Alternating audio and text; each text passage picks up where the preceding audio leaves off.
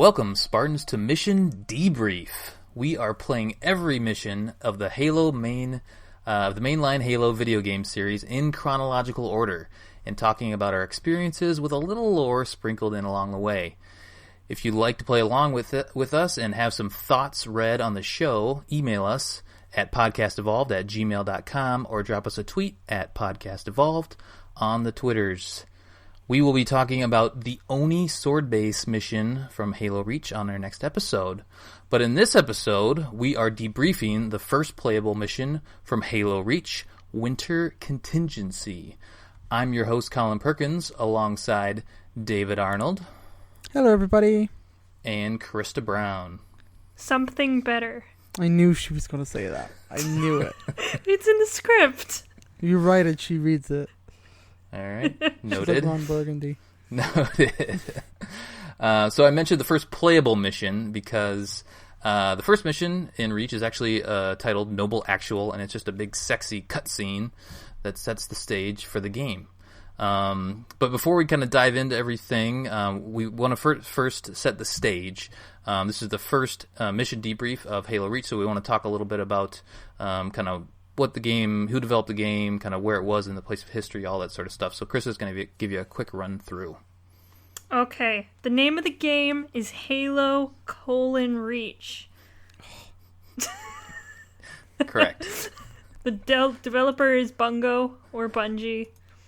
The original release date was September 14th, 2010, which, that seems so long ago. It was. It was so long ago. It doesn't seem that far away. But the prequel released about 10 years after Halo Combat Evolved. There are 11 missions. 9 are playable. The other ones are cutscenes. Very shiny cutscenes. In 2010, some of the games that we were playing and looking forward to are Red Dead Redemption, Mass Effect 2, Limbo, Call of Duty Black Ops, Assassin's Creed Brotherhood, Alan Wake, and Super Meat Boy. What are you? A lot of good games. That was a good year for games. Yeah. Holy shit. The current Metacritic score is 91. We're playing on normal difficulty. Well, I'm playing on heroic difficulty, but you were. Those two are playing on normal difficulty, but play on whatever difficulty you like. If you're one of the easy people, play it on easy. Play it with the bandana skull on. If you're playing the other games, some grunt birthday parties. Those are great. It's no bandana skull in Reach, is there? Yeah, there's a grunt birthday party. No bandana. No, not bandana. Yeah, you crazy. No, that's for the next game. But I was actually surprised. The timeline covered is July 24th, 2552 to August 30th, 2552. That's like a month. Mm-hmm. Yeah, that is actually way longer. I wonder if there's just like is there a big break somewhere in between one or two of the missions? I'm sure now that we're looking for it, we'll probably see it more than when we were just playing it and thinking it happened in a week. True. There'll just be a section where they all go to bed, and they go to bed for a week. Yeah.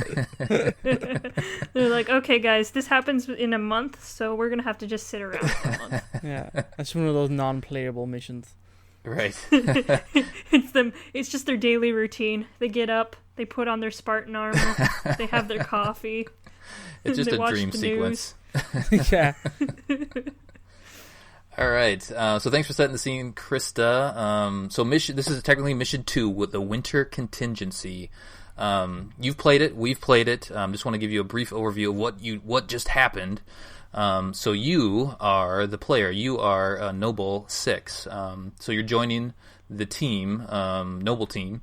And after you're kind of meeting everybody on the squad, you find out that there's a distress beacon that's detected near the Visegrad relay outpost, and the Noble team is sent to investigate. Colonel Holland, who is sprinkled in throughout the campaign, suspects sabotage by the local insurrection. If you're new to Halo, the insurrection, it's the best way to explain it is there's the galaxy's gotten too big, humanity's gotten too far, and each kind of the planet has people they're trying to overthrow. They're trying to come from out underneath the UNSC. But it's not the local insurrection, as you know. It's the Covenant. The Bum, bum, bum. The date of this game, as you saw, it's flashed a couple times, I think, is July 24th, 2552. So this is the beginning of the end, as it were. So let's talk about that cutscene at the beginning, Noble Actual. What did you guys think of that? Personally, I thought it did a great job of setting the scene. I forgot how good this game looked. So playing it again, it's like it's 10 years old, but like, wow, this is a really good looking game for the time, and thought it did a great job of just kind of putting you in the place, putting you into Reach as Noble Six. What did you guys think? It's so sexy to have my Spartan back on the screen in cutscenes again. Mm-hmm. It's yep. great. Armor. Yes. What'd you go with armor wise? Would you guys? I have like some maroon and gold because I'm a Gopher fan, which means nothing to you, David. But no. my armor is pretty ugly. Color wise, I think I've always kind of gone for whitish. Okay. I've gone for the pale colors is what I've liked. So I pretty much have spent most of Reach trying to get George's armor and to build myself into a Spartan 2. So that's kind of the look I have. I have his chest piece. I think it's Gunjar. I think that's the... Chris, you know all the armors because you own all of them. Yeah, Gunjar sounds right. Gunjar, I think that's what it's called. I was looking at it the other day. So they that's don't have his visor though. They don't know, but I do love how I look in Halo Reach. Do you have any armor effects on? God no, I don't have that kind of money. What does that do? Oh, it's like, you know, when you kill people in matchmaking and they make the like grunt birthday sound, or they have like the green cloud around them, or they have lightning coming out of their bodies. Oh no, I didn't know about this. So that, like, in all the cutscenes, that's going on. No. Does that carry into the campaign, Krista? I didn't think it did. Yeah, it carries into the gameplay. Yeah. Oh, cool! I didn't know that. Because I get to walk around and I have like lightning coming out of my face. It's great. And you can play as a female. Do they have a female voice as well? Yes, there is a female voice actor. She's quite good. And do they I change didn't know that for the longest time. Do they change the hymns to hers, like in the dialogue too? Because I remember them saying like he's the new hotness or something like that. Yeah, it's all lady pronouns. Nice, good. They're not assuming anyone's gender. That's good. That was rare for the time. I mean, it's rare even for now, but that was rare for the time 10 years ago. So that's good they did that. So what else from this initial cutscene did you? I mean, I liked how it kind of set the scene. The leader, Carter, he's the boss. He's Leonardo. So I thought that they did a good job with that. And then you get a sprinkle of all the personalities on the team. And the other thing I forgot, it's Noble. You're Noble 6. But I forgot there was 6 people on the team because there's normally 4 in a fire team. So that took me back a little bit. Like, oh, okay, they got a bigger squad on Noble team. I never really considered that, to be honest. That we're normally like 4-base team. I think great team is 3. I didn't really factor into like the set numbers. So yeah, that most of them are 4, but Noble was 6. And then it's also, I think, it is kind of interesting that you're the new guy on the team and all the different kind of dynamics. That each character looks at you a different way, and that you don't really know why unless I used to talk later on about like the trailer that was released. I can't remember what it's actually called. I'm totally blanking. I think it's Deliver Hope, but I could be totally lying. But there was a trailer for the game that was canon, and it shows how Noble 6 before you died, and it shows Kat losing her arm. It shows loads of Delivering Hope, that one, right? Yeah, Delivering Hope, yeah. Yeah, I watched that today. You pretty much commit, the Noble 6 at the time commits kind of suicide, essentially. And it's awesome trailer, but like it actually is canon, and like it pretty much is a prequel to the game and tells you a couple of the stories. So like everybody kind of has a chip on their shoulder. They're not really receptive to having a new person coming in replacing the previous Noble 6, because that's how they refer to you, as it's just Noble 6. That's right. So cool. If you haven't seen that, go check that out. Yeah, it's awesome. And so that, as I watched that today, do you know what planet that took place on? Because I guess I assumed that was on Reach. I always did assume it was Reach, and I'm sure there's a certain guy we could contact who would probably know that, and we could look that up for next episode. Yeah, for sure. That'd be a great idea. Krista, what did you like about as this level unfolded, as this mission unfolded? Like, what were you feeling as you went through it? It's really rare that you actually get to see like and interact with civilians in a Halo game. So it was really cool to start off in like a civilian kind of compound, and then and you get to like run around and help people, and then you end up at the communications relay. So I just thought it was really interesting how close you get to civilians in this game. Because it's not just Covenant, you're kind of like hanging out with some civilians, especially later in the campaign. You really get to see a lot of civilians. Yeah, you're on a farm, which it's just a weird thing because you're so far in the future, and you're the Spartan super soldier, and you're flying airships or spaceships, and you forget, like, oh yeah, people still need to eat. Like that still needs to be make a thing, food, right? That's always in future installations, which we'll talk about down the road. You're kind of in settings where you're like, there's grass here. This is weird. What's going on? I'm a super soldier. Why am I in the dirt? Yeah, it is very weird, kind of the battlefield it takes, where this game takes you, essentially. You know, you're driving civilian vehicles, you can get into forklifts for like no reason. You know, there's just like That's there's the just best elements. part of the game, David. Yeah, yeah. But like, I do love the world building. I think we'll probably touch on that at some stage. We'll probably say that a lot. But like, this game is huge just for building the world outside of Halo. Do you know what I mean? Or sorry, outside of like Master Chief and stuff, and outside of the main Covenant and UNSC. So I think, yeah, I'm agree. I love seeing the civilians. I love the different languages that are involved. I think it's Hungarian is the language to actually speak, isn't it? And it's like, that's I heard that. just weird, just unexpected. You know, you think in the future, you see other shows and stuff like that, where you think, okay, it's either Russian, Chinese, or English. Do you know what I mean? They're the major spacefaring peoples. And you think that it's those languages. So I always kind of like that part of Firefly, that it had that, you know, Chinese was so big because it was English and Chinese speaking cultures that were like took to the stars. So those languages kind of merged, and they have like words and hints. I kind of love that. So this is kind of interesting just to see Hungarian for some reason is huge on Reach, or in that region, that like even George, a native of Reach, recognized the dialects and different names when he was having that conversation with I can't pronounce his name, Severgrad's daughter. I think her name is Sharda or something like that. Oh, that's the girl that we meet at the end there? Yeah. The one who tries to punch a fully armed Spartan. Yeah, it's funny. She is very fired up at the end. Yeah. So you mentioned the vehicles. You mentioned dropping in, you drive some truck. I'm sure it has a name to it, but it had the same good old Warthog controls. If this is your first time playing Halo, welcome to hell. Yeah. Driving vehicles. You get used to it eventually, but they've never changed to the more traditional, like push the button to accelerate. It's always forward and backwards, so it's a little bit of a transition. I do love that George just kind of jumps on top and automatically you've just created a Warthog, kind of. You know, I do love that. I thought that was great. I tried to jump on the back, and I wanted to be that gunner on the back, but it wouldn't let you. You can only ride shotgun or drive. Did you find yourself in that section? At least I did, where I just wanted to ride shotgun because I wanted the other. Was it Carter with you too? To like drive and tell me where to go. I've never tried that actually. Can you? Probably not. The AIs are really bad at driving. But they go to the next mission. Like, so when you finally get into the truck, that's when the mission really opens up, and you're like, wow, like I can go anywhere at this point, right? That feels like this big. It's a pretty big map. Mm-hmm. It is. It's big. I don't think I've ever really explored it that much. It's kind of weird. I was thinking yesterday when I was playing it, I have a set path that I do that mission, and I've always done it that way.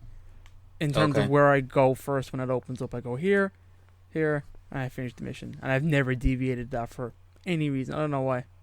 You can do it differently. Like, there's one point where you get to the fork in the road. You can either go left or right. You can go right and do the mission like a different way. Yeah. Like, I think I knew that before. I just never did it. Don't know why. I just never did it.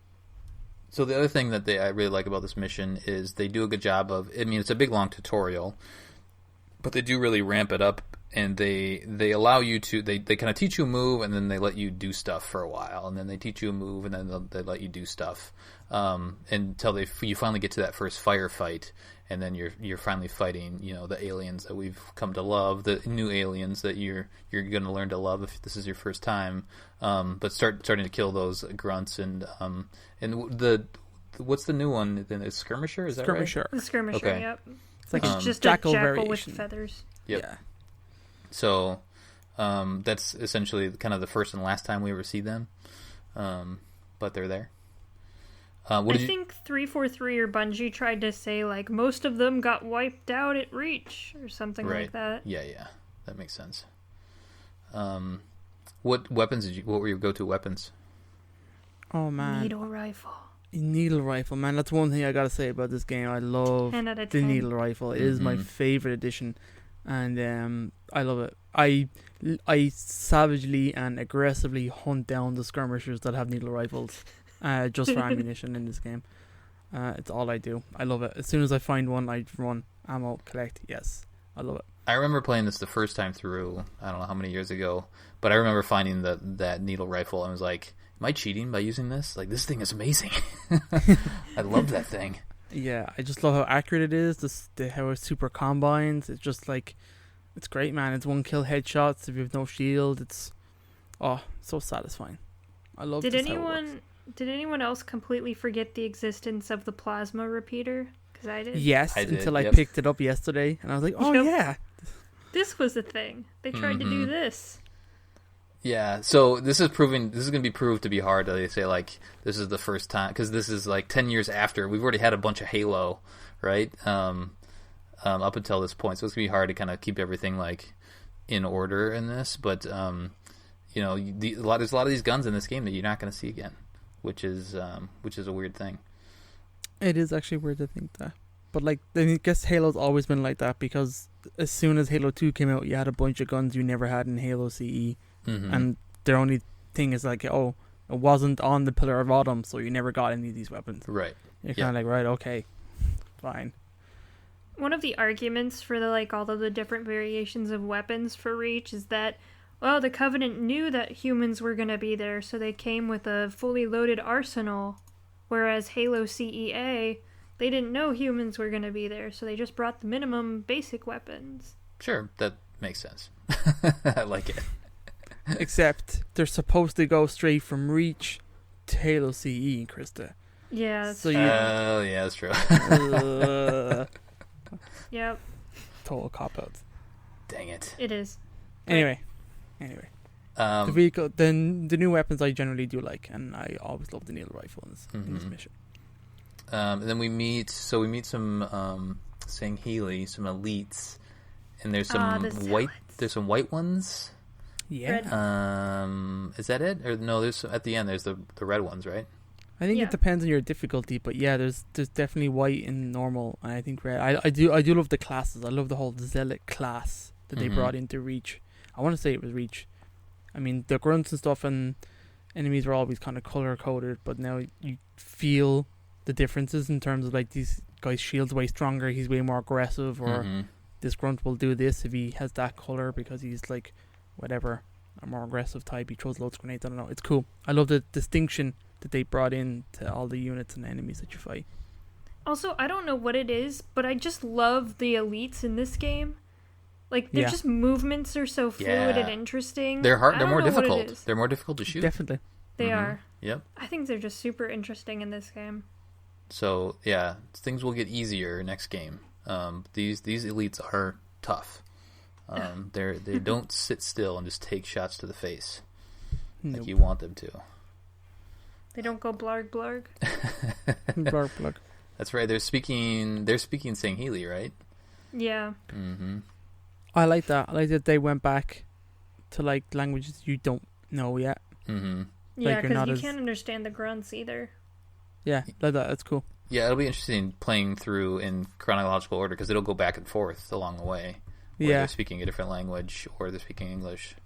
Let's see how jarring that is playing through.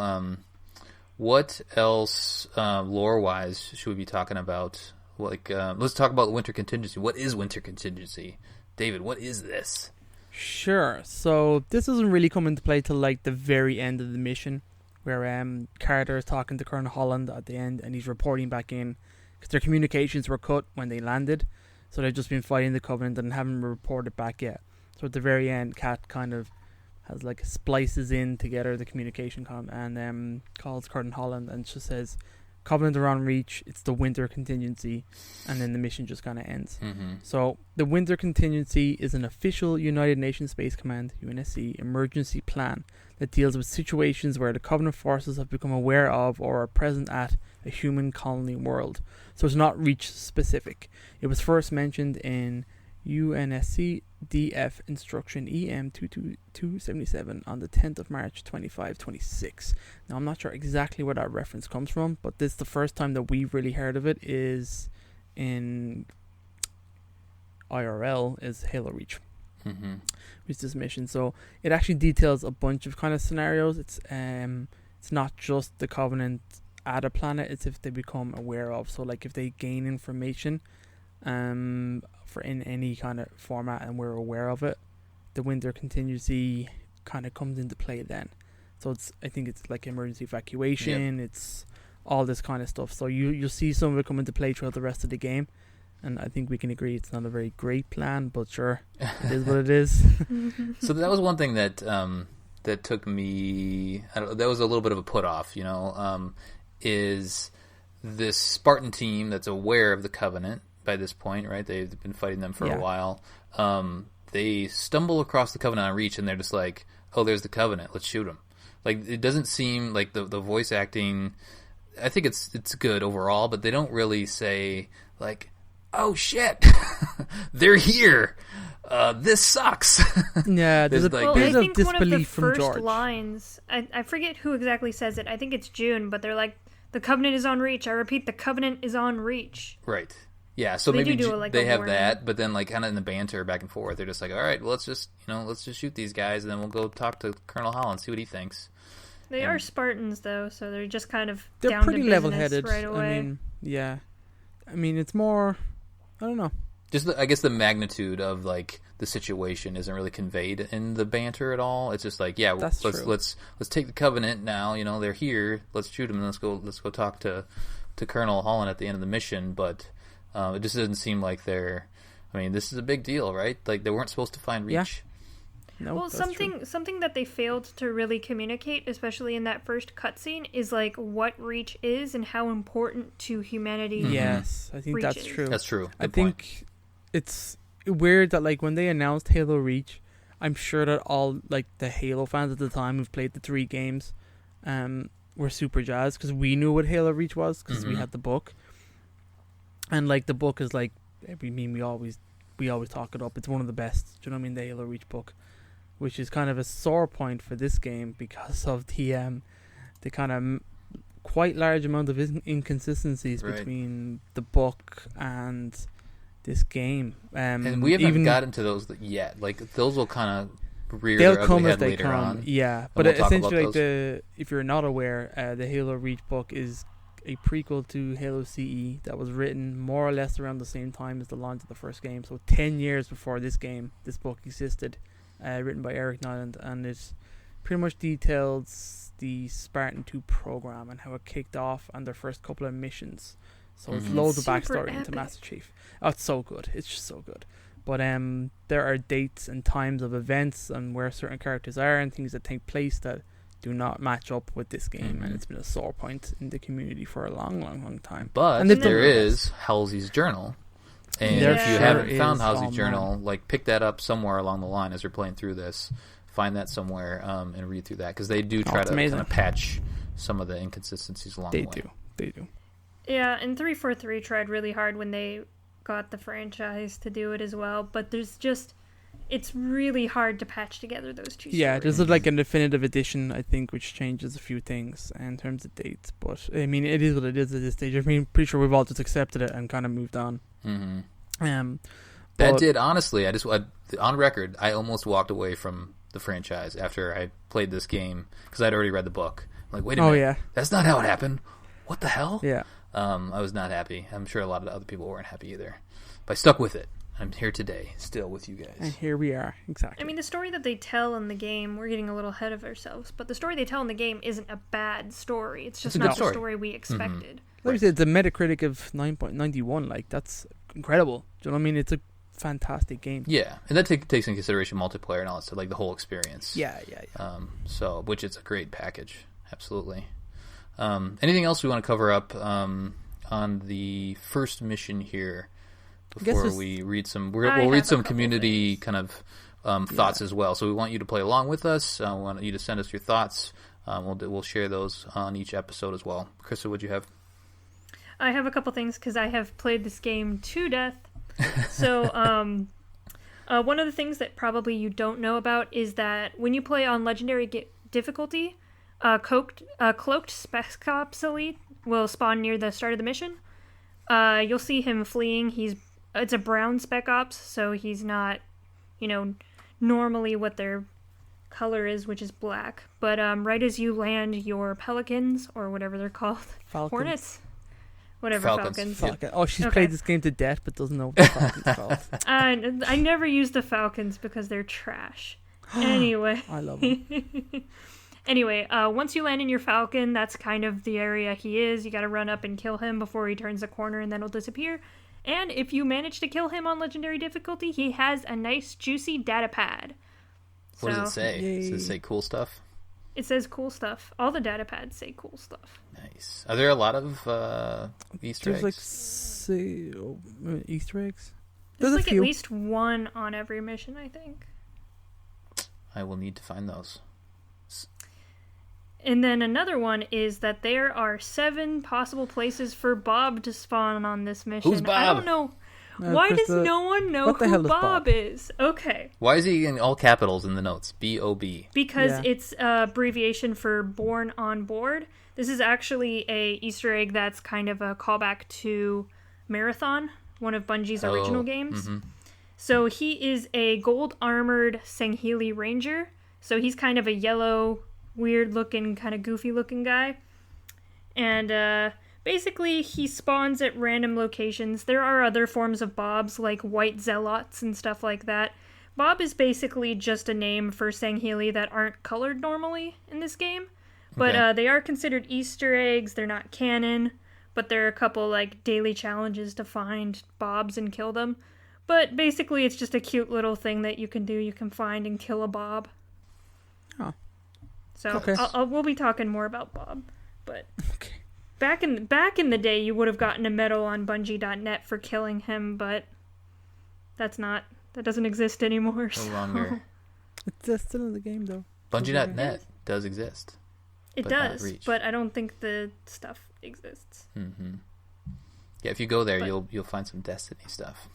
But that's who Bob is. So if you see a yellow ranger, that's Bob. Good old Bob. Bob. The other thing I didn't mention is health packs are still a thing in this game. Yeah. That was weird. I like that. Yeah, I you found have one. two health I bars. found one by the truck before you get onto the truck, and I hadn't lost any health at that point. And I thought that was just like a throwback, Prop. like a Easter egg, a prop. Yeah, I was like, Yeah. well, why is there a health pack here? What's going on? I didn't realize I I'd needed forgotten to use that eventually. Because I got maybe halfway through the mission before I started taking like real damage because only on normal, and I'm like, oh man, there's health packs. Oh yeah, I totally forgot about this. And you Bringing don't. it I mean, back. your shield regenerates, but then you also have the health to deal with as well. So, whatever. Like CE. Mm-hmm. There's loads in this game, in this actual mission. Loads of new weapons, new things introduced. So, I mean, they have the ARs back again, but it's slightly different. It's a different variant of the assault rifle, which I'm not a huge fan of in this game. But they totally fixed the Magnum, which is awesome in this game. Mm-hmm. Magnum feels So good. I'm pretty good with that. The shotgun is also really good. I like Halo Reach's shotgun. No it's pretty shotgun in solid. this mission though, right? The DMR though. There's a shotgun there in is? this mission. Oh, I didn't Yeah. find it. It's in one of the civilian buildings. One of the kind of Oh. the kitchen or sitting room, one of the kind of ruins. Yep. It's when that big firefight happens, the one right before you get into the Pelican and go to the other location, it's up in the building on the second floor. There's one there as well. Excellent. There's also the DMR, which I think is the big gun that was introduced for Halo Reach. Oh, So I have good. mixed feelings about the DMR. It's only because at the time this game launched, I was such a BR fan that when the DMR came along, I was like, I don't like you. I don't like you one bit. Don't take place in my PR. Yeah, but I actually don't mind it now, to be honest. I'm pretty okay with the DMR. Did you guys notice? Oh, sorry, keep going. No, I'm done. That's all I really got. Did you notice June was flying above you at the beginning of the mission? Like he's doing a little Overwatch. Yeah. And then he actually, he's kind of scouting. Yeah, he actually takes out a bunch of Banshees in the very first firefight. That's he right, calls them actually, out. yeah. Yep. I remember that. What else? Oh, the little night vision introduction to at the very end of the mission, which I forget if we need that. I'm sure we need it at some point during the rest of the campaign. Yeah, but I think that's definitely helps introduced. It helps on the sniper mission. Oh, Yeah. right. Mm-hmm. Yeah. Some of the darker levels, it can be useful. I did like that. I mean, that made sense from a Spartan point of view. A Spartan should be able to do something on the telmet and get night vision. I'm pretty sure. Also, it's not super blinding like the ODST version. Yeah, that one's rough. The visor. Yeah. It's cool. in daylight. Yeah. You turn it on and your eyes just bleed. And you also get the energy sword too at the tail end. Yeah, at the very Start end. stabbing some elites. And armor lock is there as well. That's the one thing. Like, how do you guys feel about abilities in this game? Armor abilities. I only use sprint, really. Can you get anything else besides sprint right away? There's armor lock. It's at the very end of this mission. Oh, it is. Okay, I didn't. Where you get get that. the sword, where you get this kind of sword and you fight that sword elite, you can Yeah. drop down in that little area and there's armor lock there. Or no, not armor lock, bubble shield. Oh, okay. Yeah. I didn't get that one. Yeah, we'll probably talk more about that as we.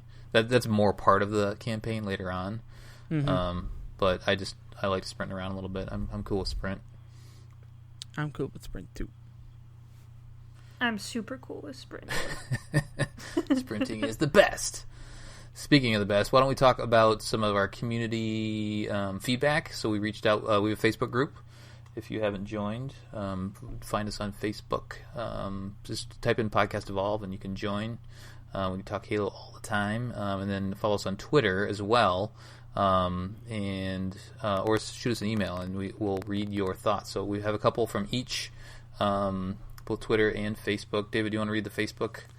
I can indeed. Posts? So we got a few guys. One of the people in our group, he's a crazy person. We were alluding to him earlier on. His name is Chris God. Aiken. Chris, in his crazy Halo-ness, played through this level on Lasso without killing anybody, without getting an assist, without firing a shot, meleeing, or even using grenades. Yep. He pretty just much ran through this mission and let the AI kill everything for him. I don't know how long it took him to do this. It sounds crazy and totally unnecessary.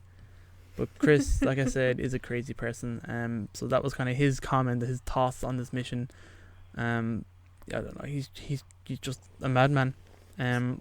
So Lazo is legendary.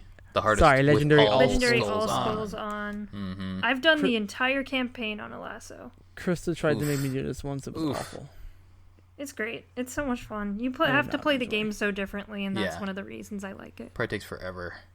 I can understand that, but you really gotta have the time to grind that out.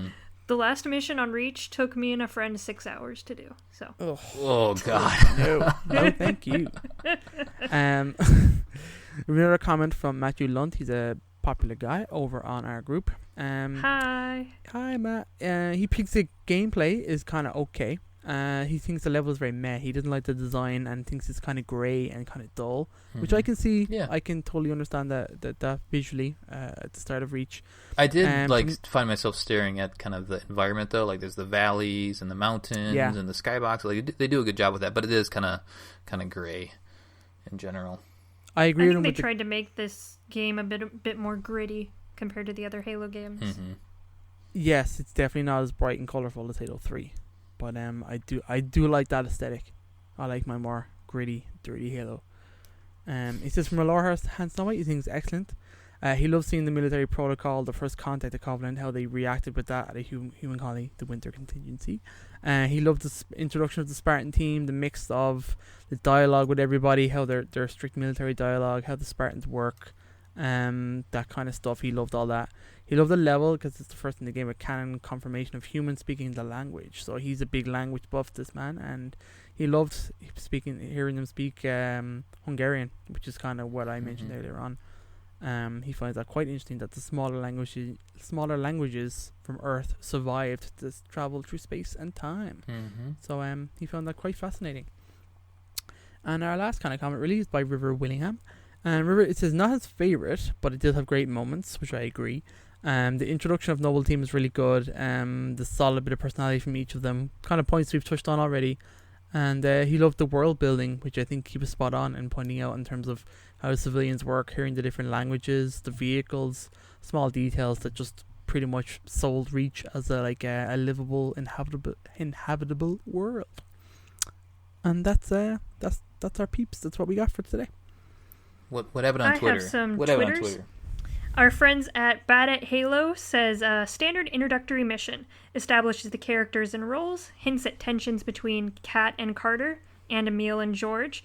The cutscene with the elite zealot roaring in your face was pretty badass as well. Agree. And also the cool guitar music while that's happening. The music was great. We never really called that out. Music is solid in this game. I thought that the elite roaring felt goofy to me. Really? Yeah, I don't know what it was, but I was just like, whoa, that was weird because you didn't have control. I don't know. It just felt funny to me. But he just wanted to give you a blarg. A blarg in the face. A blarg in the face. He sure did. That's what this will be called, blarg in the face. Gob from Archive Gob says it set the tone for the game nicely. I really like the suspense it made by not actually seeing the Covenant until a little bit into the mission. Actually, now that I'm thinking about it, that's something all of the Bungie Halos did. Yeah, that's very true. And then our final one was for Forward Unto Dawn. One of the better part of Reach's campaigns is the optional vignettes you get to see or skip, like checking out the debris at the level start. So I don't know about that. Do you guys know about that? Optional vignettes? I need to figure out what those are. I need to figure out what those are too, because I've played this game to death. Because apparently, is it just like looking at things? I think he's just talking about the dialogue that happens between the characters when you're observing certain things. Like you can, at the very start, do you know where you hop off and he says, "Oh, there's a beacon over here." I think if you skip that and just run to the end of the level, it'll skip their conversation. Oh, I thought it was like a cutscene or something. I think that's what he means by the vignettes. I think. Gotcha. Because you can literally run through everything exactly. and you won't get any dialogue. You can skip things, exactly, and skip dialogue. In gotcha. Very cool. All right, well, that'll about do it. Any last comments before we close the show, guys? Any last thoughts before we move on to Oni Sword Base? Just this is our first kind of pilot episode in a new kind of series of shows. I just want to say thanks, Colin, for kind of reaching out and getting this going. It was quite fun. I like the idea of little short, snappy little episodes that we can put out, and the idea of replaying everything in chronological order is something I'm sure we've talked about on the show, but like typical, we never did anything about it. So I love this. This is a great idea. So thanks. This is going to be a great bunch of shows, hopefully leading up to Halo what? Halo what? Mm-hmm. Yeah, I had the little brainchild, and thanks for being receptive. This will be fun to run through everything with you guys. It'll be good to revisit them all of the Halos. Every single Halo. Well, all the FPS Halos. All the good Halos. All right, that will do it for our very first debriefing of Halo Reach's Winter Contingency mission. On the next episode, we'll be covering Oni Sword Base, so it's mission 3 technically. So fire that up, play it, send us your thoughts. podcastevolved@gmail.com or drop us a tweet at podcastevolved on the Twitters. And we will see you guys next time. Peace. Yes, you will. Evolve. Evolve. Evolved.